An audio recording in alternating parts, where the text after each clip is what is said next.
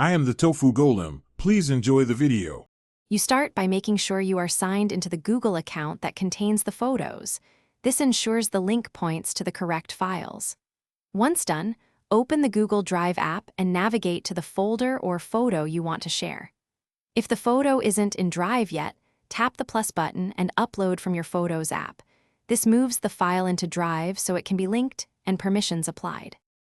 Next, find the photo file and open its options by long pressing or tapping the three dots. This reveals Share and Link settings. Tap Get Link, then change the access from restricted to anyone with the link if you need broad access. Make sure to choose Viewer versus Editor depending on whether you want recipients to modify the file. After selecting the appropriate role, tap Copy Link so the URL is saved to your clipboard and ready to paste. Finally, paste the copied link into your message, email, or social app and send it to recipients. To be safe, test the link in a browser's private window or a different Google account to confirm access and the correct permission level. If someone reports they can't view the photo, go back to the file's share settings, confirm it's set to anyone with the link, and recopy the URL.